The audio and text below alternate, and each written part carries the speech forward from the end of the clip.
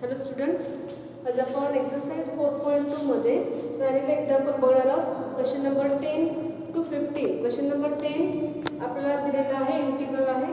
Question 10 integral is 0 to 5/4 sec raised to 4x dx. त्याच्यामध्ये sec raised to 4x जो आहे तो split करायचा. sec square x into sec square x dx अशा पद्धतीने. तर जो 1 sec square x आहे तो आपण tan मध्ये कन्वर्ट करायचा. sec square x आपल्याला माहिती आहे 1 plus tan square is equal to sec square. So 1 plus tan square x into sec square x dx. आता आपण सबस्टिट्यूशन करू शकतो. tan x is equal to t. So put tan x is equal to t. Derivative of tan sec square x dx is equal to dt. When x is equal to 0, limit change होणार आहे इथं. When x is equal to 0, when x is equal to 0, t is equal to tan 0. tan 0 ची value किती आहे? 0. When x is equal to pi/4, t is equal to tan pi/4. tan pi/4 1 आहे. Okay, या value replace करायच्या. काय मिळेल? Integral I is equal to 0 to 1 plus t square sec square x dx is dt. So 1 plus t square dt. वनचं integration काय आहे? तो 1 चं इंटिग्रेशन t square चं integration t cube upon 3 from 0 to 1. Upper limit 1 आहे, so 1 minus 1/3 minus lower limit 0 आहे, 0 plus 0. Okay, इथं काय 3 minus 1/3 म्हणजेच 2/3. So required integral I is equal to 2/3. अशा पद्धतीने फक्त sec square स्प्लिट केला की आपल्याला इथं आन्सर मिळेल. सबस्टिट्यूशन द्यायचं. tan x is equal to t. tanचा derivative sec square x dx is equal to dt मिळेल. आता आपण 11th एक्झाम्पल बघूया. 11th example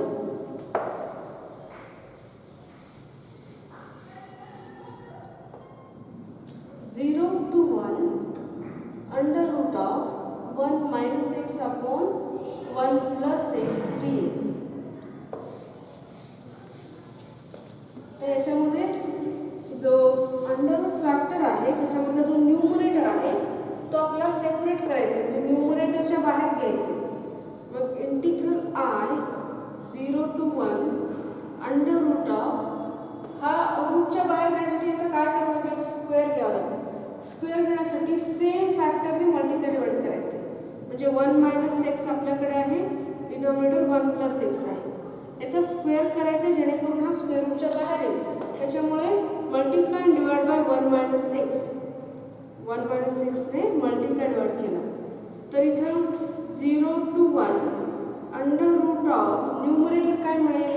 1 minus X bracket square. Denominator a plus B a minus B फॉर्ममध्ये आहे, a square minus B square. So 1 square minus x square dx. आता इथं square आणि square cancel करता येईल. इंटिग्रल काय मिळेल? 0 to 1 minus x upon under root of 1 minus x square dx. आता हा जो डिनॉमिनेटर आहे तो सेपरेट करता येईल.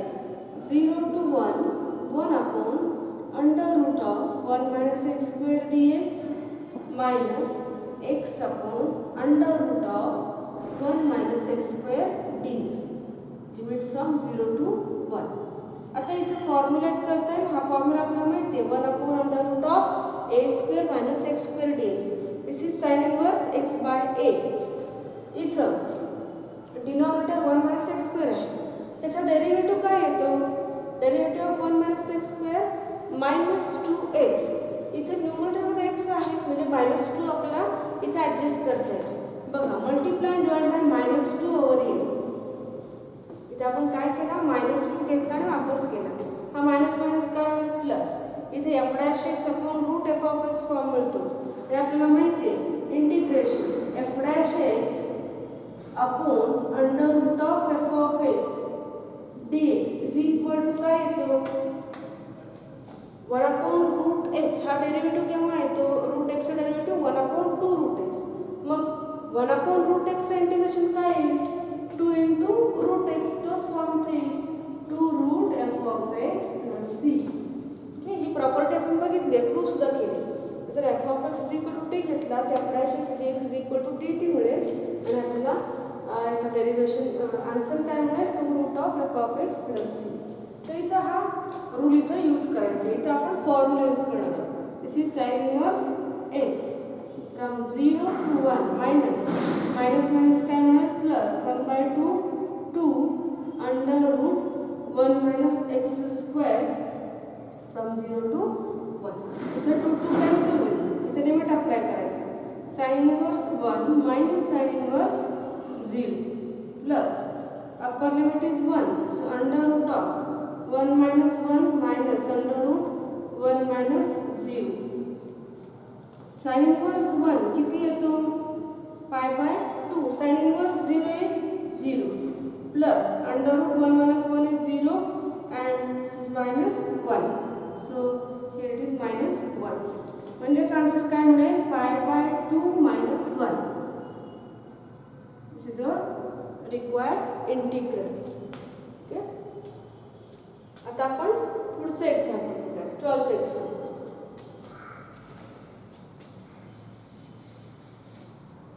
Twelfth 0 to pi sin cube x 1 plus 2 cos x 1 minus cos x 1 plus cos x square dx. तर इथं बघा साइन क्यूब एक्स दिलाय तो आपल्याला स्प्लिट करता येईल म्हणजे sine square x into sine करता येईल. आणि जो साइन स्क्वेअर एक्स आहे तो in terms of cos replace केला तर काय येईल 1 minus cos square x is sine square x. मग आपला cos x is equal to t हे सबस्टिट्यूशन देता येईल. मग इथे जो साइन क्यूब एक्स आहे integral I is equal to 0 to pi sine cube x आपण sin square x into sin x लिहूया 1 plus 2 cos x 1 plus cos x bracket square dx. आता जो sin square x आहे तो in terms of cos लिहूया 1 minus cos square x 1 plus 2 cos x 1 plus cos x bracket square into sin x dx. हा जो sin x आहे तो आपण शेवटी लिहिला. आता सबस्टिट्यूशन घेऊया. सगळे ब्रॅकेट्स कॉस मध्ये आहेत ते sin x dx म्हणजे आपण cos x is equal to t हे सबस्टिट्यूशन घेऊ शकतो. Put cos x is equal to t derivative of cos minus sin x dx will be equal to dt. So sin x dx is replaced by minus dt. Limit changes when x is equal to 0 t is equal to cos 0 that is equal to 1. When x is equal to pi, t is equal to cos pi. Cos 180 काय मिळेल इथे हा 0 angle आहे आणि हा 180 angle आहे. याचा opposite cos 0 जर 1 असेल तर cos pi काय येईल -1 याच्या अपोजिट व्हॅल्यू म्हणजे हा काय येतो -1. म्हणजेच इंटिग्रल काय मिळेल 0 असेल तर हा 1 आला 1 to -1 1 minus t square 1 plus 2t 1 plus t bracket square and this is minus dt. आता आपल्याला प्रॉपर्टी माहिती आहे जर मायनस साइन घालवायचा असेल तर आपल्याला लिमिट चेंज करावं लागेल. ही प्रॉपर्टी आपण डायरेक्टली यूज करू शकतो. तर इथं प्रॉपर्टीनुसार काय मिळेल -1 to 1 1 minus t square 1 plus 2t 1 plus t square dt. With that using a to b f of x dx is equal to minus of b to a f of x dx. We can change the limit if we change the sign of that integral. Okay. आता इथं हे दोन bracket multiply करून घ्यायचे आणि याचा square bracket जो आहे तो एक्सपांड करून घ्यायचे. तर इथं काय -1 to 1 इथं 1 ने मल्टिप्लाय केला तर 1 + 2t - t² - 2t³ 1 प्लस हा स्क्वेअर ब्रॅकेट एक्सपांड केला 1 + 2t + t² dt. आता इथं बघा अगोदर 1 ने या ब्रॅकेटला मल्टिप्लाय करायचं, पुन्हा 2t ने करायचं आणि पुन्हा t² आणि लास्टली 2t³ हा प्रोडक्ट घ्यायचा. तर काय -1 to 1 1 ने मल्टिप्लाय करूया 1 + 2t + t². आता 2t ने मल्टिप्लाय करूया 2t + 4t² + 2t³ -t ने मल्टिप्लाय करायचं -t आहे -t²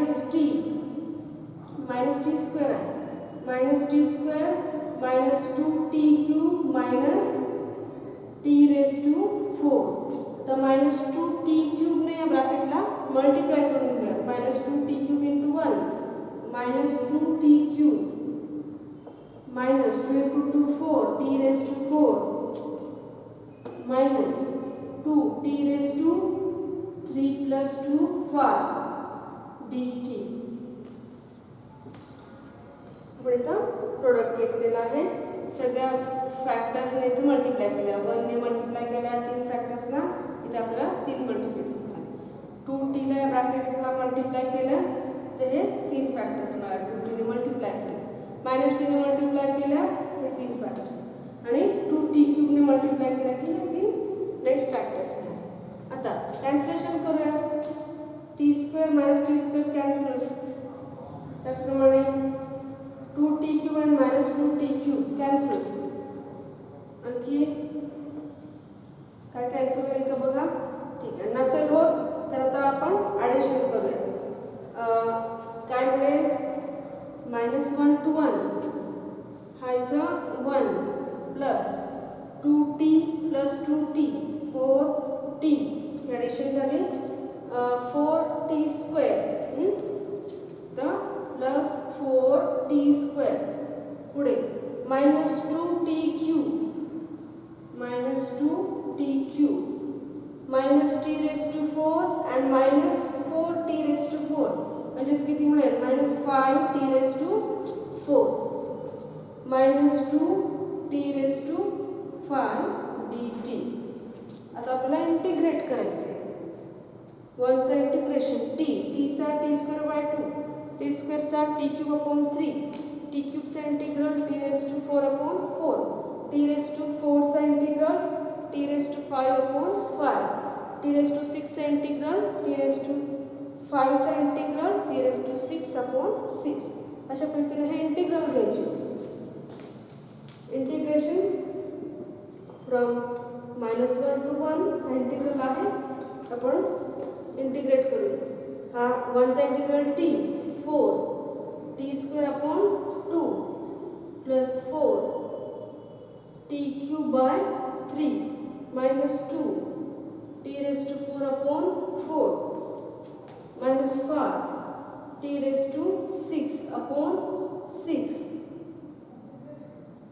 इथं t⁴ आहे. पॉवर काय मिळेल 5/5 -2 t⁶/6 फ्रॉम -1 to 1. आता भाग घालवायचे 2 2 * 4 इथं 5 कॅन्सल्स 2 3 * 6 तर 2 2 * 4 त्यामुळे बघूया t + 2t² + 4/3t³ -1/2 t⁴ -t⁵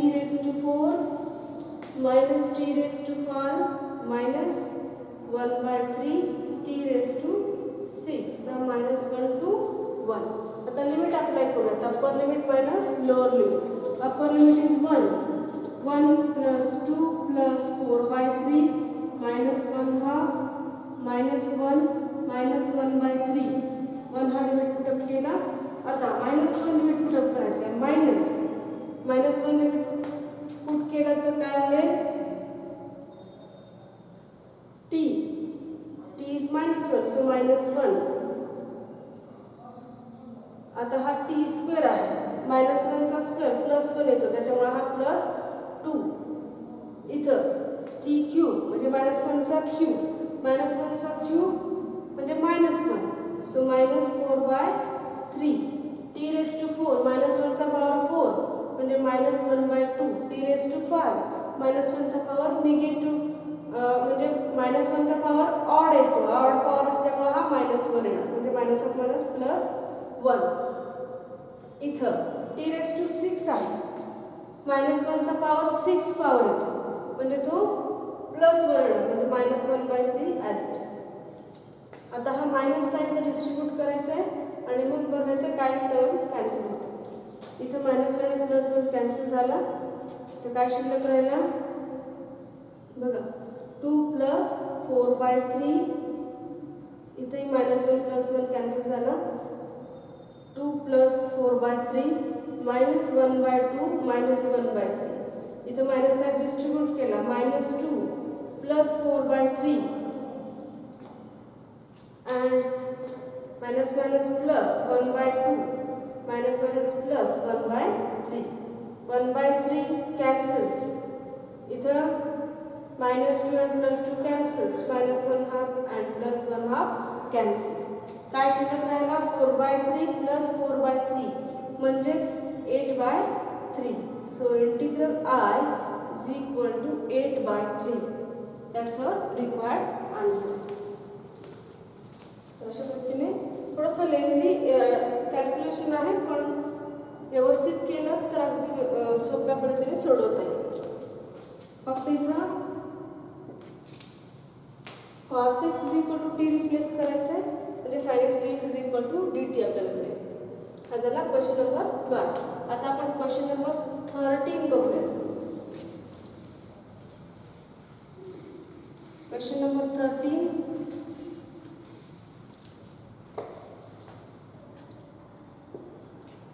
0 to π/2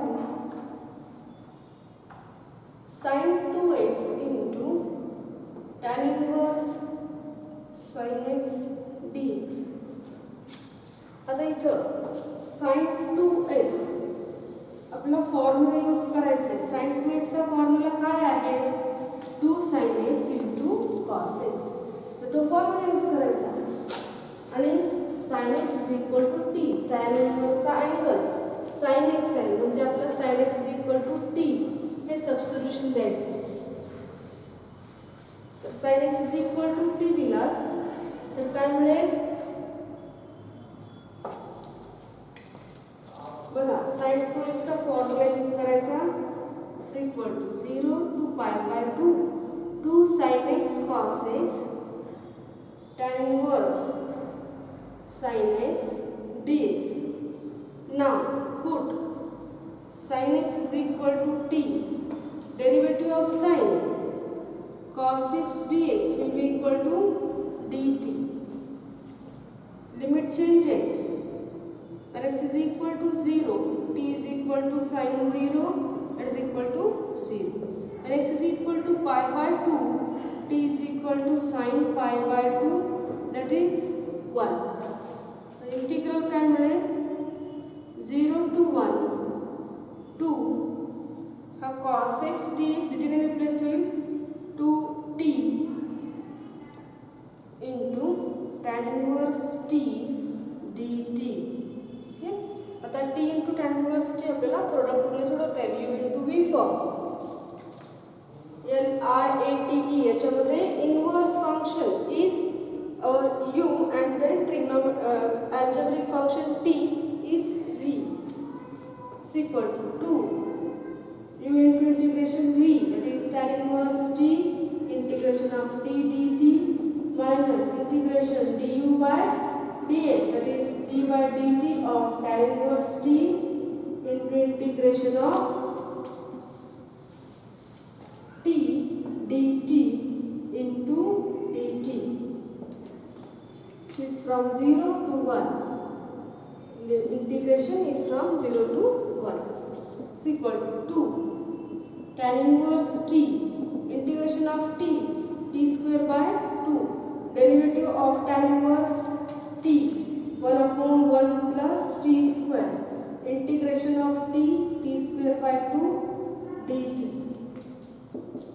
आता इथं हा जो 2 आहे तो डिस्ट्रीब्यूट झाला की 2 कॅन्सल होईल, 2 कॉमन निघेल आणि कॅन्सल होईल. म्हणजे आपण 2 कॉमन घेतला इथे. T square tan inverse T from 0 to 1 minus 0 to 1 T square upon 1 plus T square D T. इथं इक्वल पॉवर आहेत न्यूमरेटर आणि डिनॉमिनेटरमध्ये, तर इथं 1 ॲडजस्ट करता येईल, +1 आणि -1. सो +1 -1 ॲडजस्ट केला, सेपरेट केला की आपल्याला सिम्प्लिफिकेशन मिळेल. इथं लिमिट अप्लाय करायचं आहे. 2 cancels. This is upper limit is 1.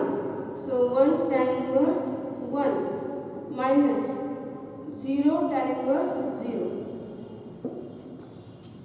Minus 0 to 1 T square plus 1 upon T square plus 1 minus minus plus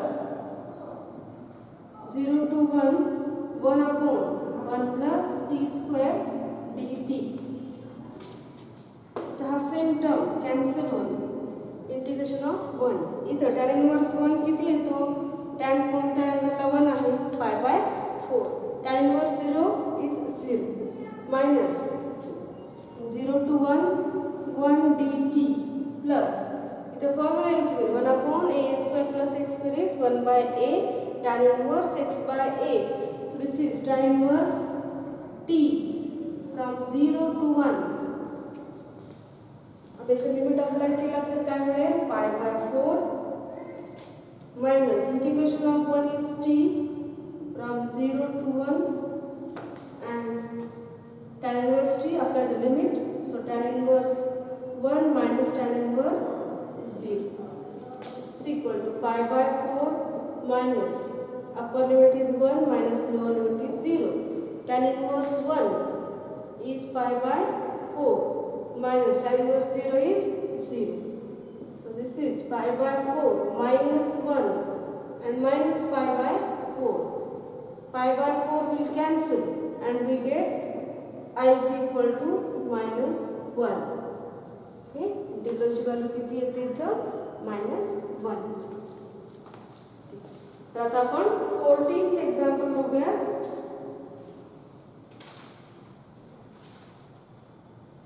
14th example is the 13th example. 14th example is e raised to cos inverse of sin inverse x upon under root of 1 minus x square. Question number 14. 1 by root 2 to 1 हा limit आहे e raised to cos inverse x into sin inverse x upon under root 1 minus x square dx. तर या example मध्ये बघा denominator under root 1 minus x square आहे. तर इथं sine inverse x ला टी रिप्लेस करायचं आहे जेणेकरून तिथं डेरिव्हेटिव्ह डिनॉमिनेटरला आपल्याला देता येईल म्हणजे 1 upon under root 1 minus x square dx is equal to dt ही रिप्लेसमेंट देत आहे. मग जो e चा पॉवर आहे cos इनवर्स x इथं काय करता येईल? e चा पॉवर cos इनवर्स x आहे. मग आपल्याला सूत्र माहिती आहे cos sin inverse x plus cos inverse x sin inverse x plus cos inverse x is equal to π/2. हा फॉर्म्युला आपल्याला माहिती आहे. तर हा जो cos इनवर्स x आहे तो आपल्याला लिहिता येईल π/2 मायनस sin इनवर्स x म्हणजे whole quantity sin inverse x मध्ये आपल्याला मिळेल. काय मिळेल? 1 by root 2 to 1 e raised to π/2 minus sin inverse x into sin inverse x upon under root 1 minus x square dx. आता आपण सबस्टिट्यूशन देऊ शकतो. sin inverse x is equal to t. So put sin inverse x is equal to t. Derivative of sin inverse x 1 upon under root 1 minus x square dx is equal to dt. Limit changes. When x is equal to 1 by root 2 t is equal to sine inverse 1/√2. Sine कोणत्या अँगलला 1/√2 आहे? Pi by 4. Sine 45 is 1/√2. Sine inverse 1/√2 is pi by 4. And when s is equal to 1, t is equal to sin inverse 1. Sin inverse of sin pi by 2 is 1. So sin inverse 1 is pi by 2. Integral is pi by 4 to pi by 2 e raised to pi by 2 minus t into t dt. 1 upon under root 1 minus x square dx is dt. आता इथं product rule use करायचं. u is t and v is e raised to pi by 2 minus t. u into v product rule use करतोय.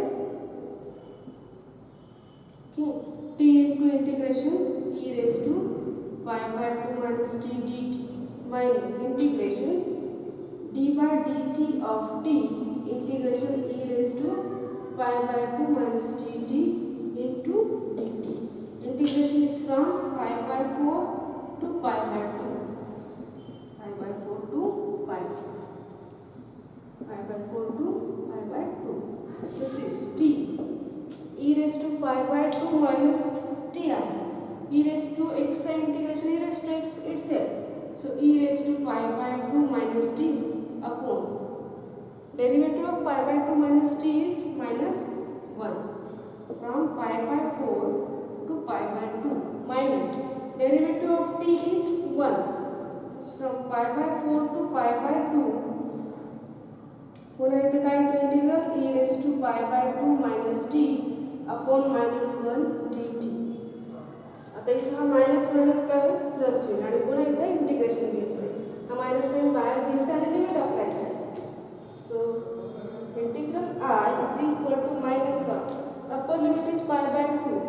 Pi by 2 e raised to pi by 2 minus pi by 2 minus lower limit is pi by 4.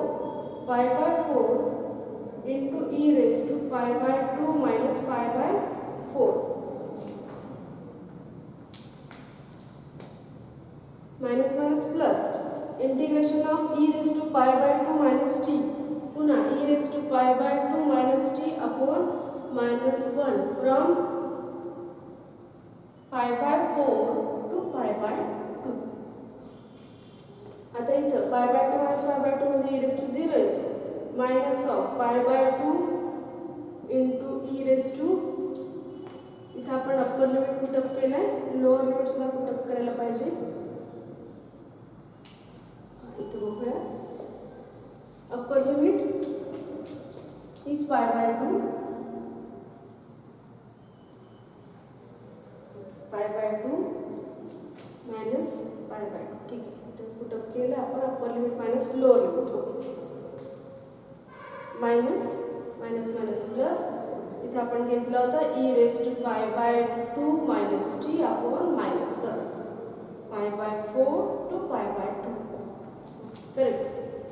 आता इथं काय येतो हा 0 minus pi by 4 e raised to इथं 2 ने multiply divide केला तर हा मल्टिप्लिकेंट इथं डिनॉमिनेटर सेम येतो 2 pi minus pi upon 4 म्हणजेच काय मिळेल pi by 4. 2 pi minus pi it is pi upon 4 minus इथं लिमिट अप्लाय करूया.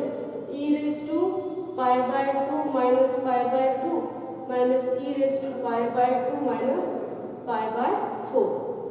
आता इथं मायनस साइन डिस्ट्रीब्यूट केला तर काय मिळेल minus pi by 2 minus minus plus pi by 4 e raised to pi by 4. इथे मायनस साइन डिस्ट्रीब्यूट करायचं आहे आणि इथं पॉवर काय मिळेल e raised to 0 pi by 2 minus pi by 2 is 0 minus minus plus e raised to इथे 2 ने multiply divide केला तर 2 pi minus pi it is pi by 4. तर इथं e raised to pi by 4 common घेता येईल.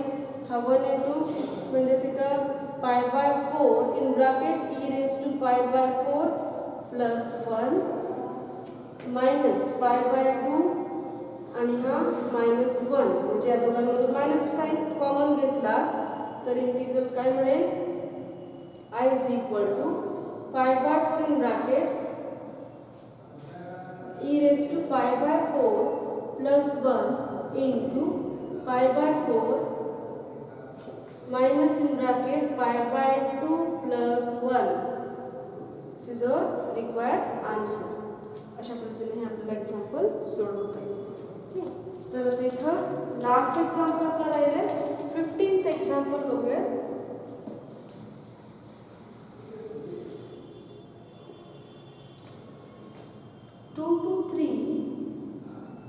Cos of log x upon x dx आपला integral आहे. तर आता इथं cos of log x upon x आहे. तर इथं काय घ्याल, obviously log x is equal to t घ्यायचं आहे, म्हणजे 1 upon x dx is equal to आपल्याला dt लिहिता आहे. ठीक आहे, so log x is equal to t द्यायचं आहे. cos t dt हा इंटिग्रल सिंपल इंटिग्रल आपल्याला मिळेल. फक्त लिमिट अप्लाय करायचं आहे, upper limit minus lower limit, म्हणजे आपल्याला फायनल आन्सर. तर इथं सबस्टिट्यूशन द्या, put log x is equal to t, so 1 by x dx is equal to dt. Limit changes, when x is equal to 2 t is equal to log 2, when x is equal to 3 t is equal to log 3. So we get the integral I is equal to 2 असेल तर इथं log 2, 3 असेल तर log 3 मिळेल, cos t dt. Now integration of cos is sin, so sin t from log 2 to log 3. Now replace upper limit and lower limit, we get the answer. So sin of log 3 minus sin of log 2. This is your required answer. पुस्तकामध्ये जे उत्तर दिले ते चुकीचं आहे. आपण जे सोडवले ते अगदी बरोबर सोडवले. पुस्तकामध्ये तुम्हाला चुकीचं उत्तर मिळेल, तर करेक्ट करा, म्हणजे फायनल आन्सर आपलं पूर्ण होईल. ठीक आहे, इथं आपला हा पॉईंट संपलेला आहे. नेक्स्ट पॉईंट आपण पुढच्या लेक्चरमध्ये घेऊया. थँक्यू.